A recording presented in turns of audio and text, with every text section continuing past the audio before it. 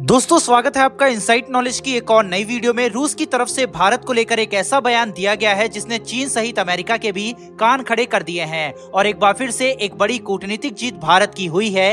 दरअसल रूस भारत को CSTO का मेंबर बनाना चाहता है, जिसको लेकर रूस ने बयान दिया है। एक तरफ भारत जहां अमेरिका के साथ क्वाड का हिस्सा है, वहीं रूस के साथ CSTO में शामिल होते ही भारत की एक तरह से दोनों हाथों में लड्डू होने वाले हैं। CSTO क्या है, नाटो और CSTO में क्या डिफरेंस है, इससे भारत को क्या फायदा मिलेगा, वहीं भारत की कूटनीति पर पाकिस्तानी एनालिस्ट ने क्या कहा है, ये सारी बातें इस वीडियो में हम जानेंगे और देखेंगे। इस वीडियो को पूरा देखने के बाद मैं दावा करता हूं कि आपको यकीनन भारत की कूटनीति पर गर्व होगा। तो चलिए शुरू करते हैं इस वीडियो को। लेकिन काफी समय बाद मैं एक छोटी सी रिक्वेस्ट आपसे कर रहा हूं कि अगर आप चैनल पर पहली बार आए हैं तो चैनल को सब्सक्राइब करके बेल घंटी को अवश्य दबा लें, जिससे हमारी ऐसी वीडियो आपसे मिस ना हो पाए। अब दोस्तों आप ANI का आर्टिकल स्क्रीन पर देख सकते हैं, जिसमें लिखा हुआ है CSTO ready to consider India's partner status, appeal Russian diplomat. लेकिन CSTO आखिर क्या है और क्या डिफरेंस है CSTO और नाटो में, इसको समझते हैं। दोनों ही एक तरह से मिलिट्री पैक है,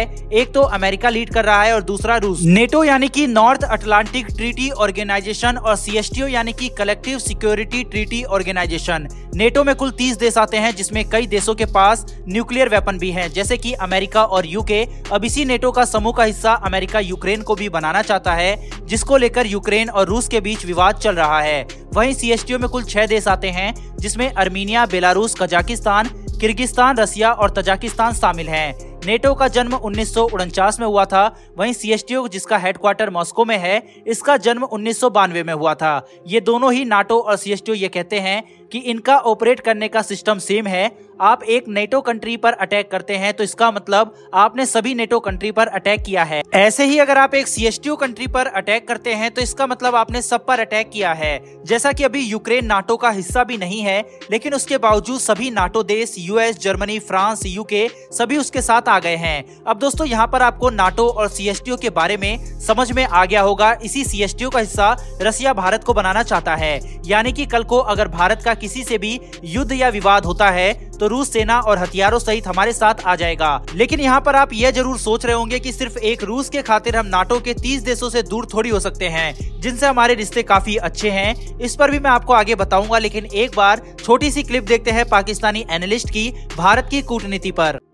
वो फिर नेवल एक्सरसाइजेस कर रहे हैं, एक दूसरे के साथ तामन जो है वो कर रहे हैं, वो साउथ चाइना सी में खड़े हो रहे हैं और हम यहाँ पे एक तरफ चीनियों के तरले कर रहे हैं, अमरीकियों के फोन का इंतजार कर रहे हैं और ये हम जो है वो चीजें कर रहे हैं। अच्छा मजे की बात यह है कि इंडियंस इतने स्मार्ट है कि एक तरफ वो S-400 भी लिए जा रहे हैं, अमेरिकन के साथ बैठ के रशिया के खिलाफ प्लान भी बना रहे हैं और चाइना के खिलाफ भी प्लान बना रहे हैं। आप इमेजिन कर लें कि इतनी इंडिपेंडेंट, इसको बोलते हैं स्ट्रेटेजिक ऑटोनॉमी, इसको बोलते हैं स्ट्रेटेजिक ऑटोनॉमी। और जब ये इंडिया ने S-400 लिया था तो आपको याद है यहाँ पे कैपिटल हिल में लोगों ने कहा कि जो कांग्रेसमैन थे वो खुद रास्ते तलाश कर रहे थे इंडिया के लिए, that how to facilitate India.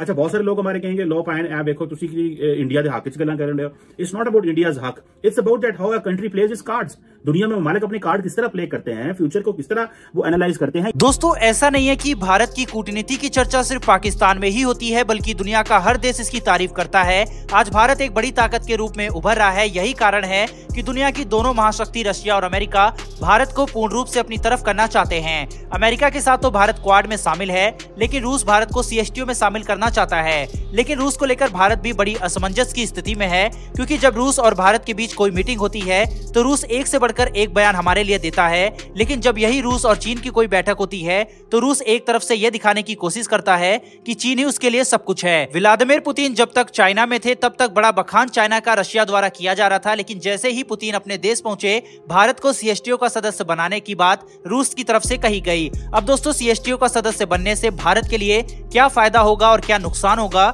इसे समझते हैं। इससे क्षेत्र सहयोग में इन सभी सदस्य देशों के साथ बढ़ोतरी होगी, साथ ही सैन्य सहयोग भी रहेगा। क्या इससे नाटो देश और अमेरिका नाराज हो सकते हैं? तो मैं कहूंगा नहीं, क्योंकि भारत क्वाड की तरह ही CSTO का भी इस्तेमाल अपने हक के लिए कर सकता है। जैसे कि क्वाड में भारत की वजह से सैन्य सहयोग को नहीं रखा गया क्योंकि इससे रूस परेशान हो सकता था, ऐसे ही भारत CSTO में भी सैन्य सहयोग को न रख के केवल क्षेत्र सहयोग के लिए इसका इस्तेमाल कर सकता है। CSTO में इन दोनों ही तरह से शामिल हुआ जा सकता है। इंटरनेशनल मंच पर भारत एक एक कदम सोच समझ कर रखता है। CSTO का सदस्य बनते ही भारत की पकड़ सेंट्रल एशिया में काफी ज्यादा हो जाएगी। जाएगी। अफगानिस्तान में भारत की पकड़ चली गई, इसी वजह से सेंट्रल एशिया काफी ज्यादा अहम बन जाता है।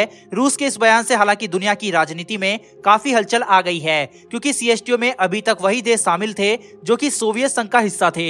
ऐसे में भारत पहला बाहरी देश होगा जो इसमें शामिल हो सकता है। आपके हिसाब से क्या भारत को CSTO में शामिल होना चाहिए या नहीं होना चाहिए, कमेंट करके जरूर बताएं। यहां तक अगर आपने इस वीडियो को देखा है तो चैनल को सब्सक्राइब करके बेल घंटी को दबा लें। फिर मिलेंगे ऐसी एक नई वीडियो के साथ। धन्यवाद। जय हिंद।